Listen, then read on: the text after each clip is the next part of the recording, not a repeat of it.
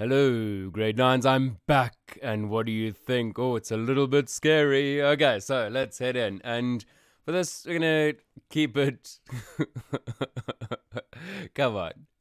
Okay, so for this, we're gonna keep it fairly straightforward, and I'm just gonna go through these examples for activity 1, just a few, and then you can do a few, and then same for B, and for activity 2, and then tomorrow you can do activity 3. Now, I do know in all this scrolling around that exercise 10 we've skipped over, and I'm leaving it there for if you find yourself with a bit of time, then do exercise 10. You've got all the skills you need to do it, and it's a cool exercise. So we're coming back to it, but if ever you've got a few minutes, then just come do exercise 10. Right, so you're ready to hit part 2, linear relations. Yeah. Whenever I ask that, because, I've done in videos with you so far this term, I think. And if you're writing no, then what? Then you still have to carry on, right? Okay, so enough babbling, right? So activity 1. Convert each of the following verbal statements into mathematical symbols.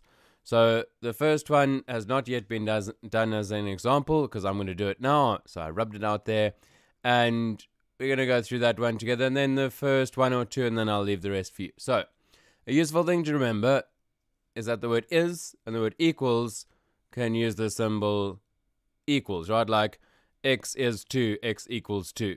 The same thing, right? Okay, so here we go. I'm going to write here number 1. The y value is 2 more than the x value.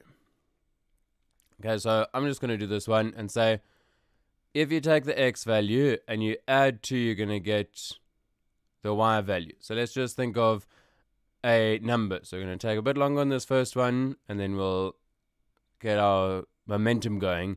And that is, the y value is 2 more than the x value. So for example, if the x value is 3, then our y value is 2 more, it would be 5. So we can interpret that as, okay, so the y value is 2 more plus 2 than the x value. Okay, cool. And you could just as easily have written 2 plus x, because it doesn't matter what order you add things, so that would be equally as good. Okay, so let's go through the second one. The x value plus the y value equals 5. Jot down what you think this could be.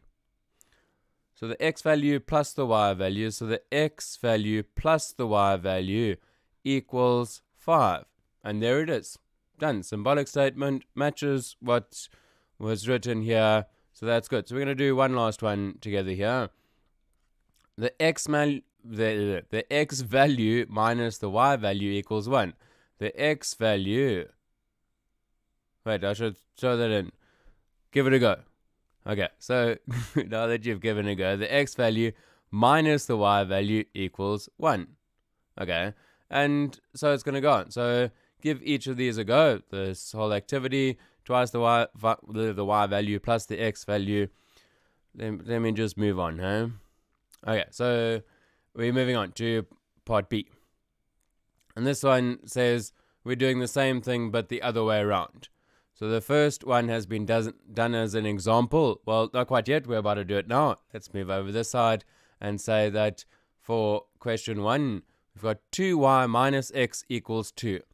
Now, we can't just write that. So I don't want you to come in here merrily and say, well, 2y minus x equals 2. Let's try and put it into something a little bit more...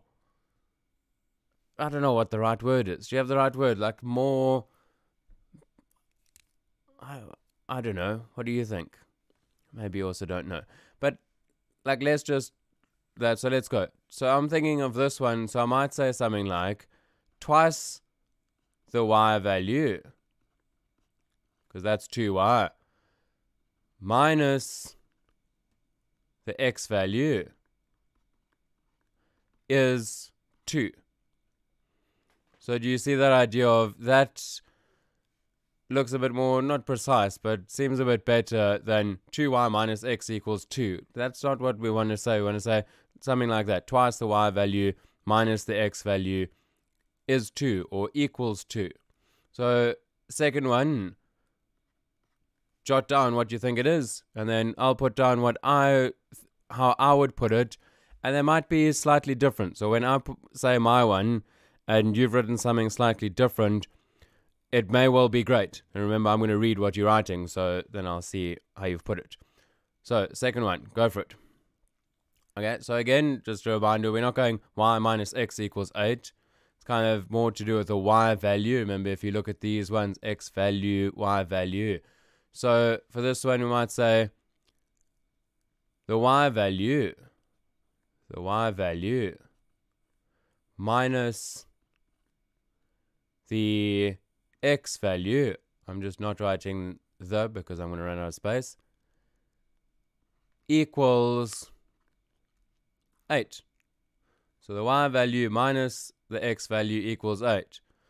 Or maybe you could have put something like the x value subtracted from the y value is 8. I wouldn't say the difference between the y and the x values, because is that x minus y or y minus x? So that's one that I would say maybe not quite. Okay, so then you're going to head your way merrily along and do the rest of these. And for the next part, I'm going to do it looking down. I'll just keep an eye on the time here to go. Let's do this one in the same video and puzzle.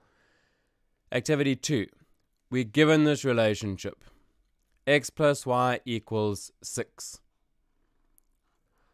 And we need to write down coordinate pairs that hold true for the given relationship. So it says, for example, 2, 4 is a coordinate pair. And remember, we put that in brackets with a semicolon between and say 2, 4 seems to work. How do we know that 2, 4 is a coordinate pair that will work for this relationship? Well, as always, interested to see what you've put and how you've put that.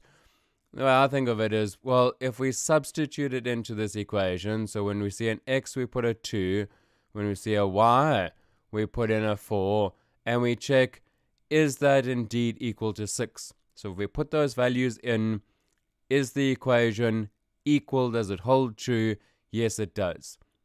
So do you have another coordinate pair that might work for this equation?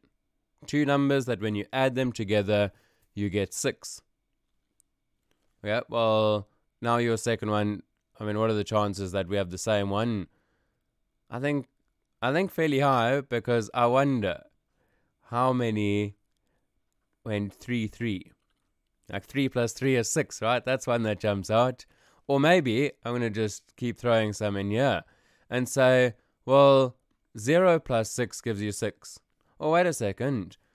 Now that I'm in the swing of it, 6 plus 0 equals 6. So that seems quite good. Okay, well, let's not limit ourselves to positive numbers. Let's go -2. Now, -2 plus what is going to give us 6? Well, I think 8. Let's just check. -2 plus 8. Yeah, that gives you 6. And you know what? What happens if we had the negative number? Let's keep going with all these lovely colors, right? Where there's another color, red. Let's say we had a -1 over here. -1 for our y value. Plus what is going to give us 6? And I think that's going to be 7. So 7 -1 is going to be another option. Okay, so you're going to keep going. How are you feeling on finishing off A? And therefore, how are you feeling at this stage of doing B, C, D, E? Oh, is that it? Well, yeah, I guess you could make another one if you wanted to. But we're just finding coordinate pairs that work. So once we see one, we're like, okay, well, I'm just going to choose any number here, -10. Well, -10 plus what? 16. Okay, maybe, what about 20? Well, 20 plus what gives us 6? Well, this is going to have to be -14. And so you go and remember, brackets, semicolon. I think you're good to go. Enjoy. Wait a second, what? Yeah, enjoy. But should we get back to our...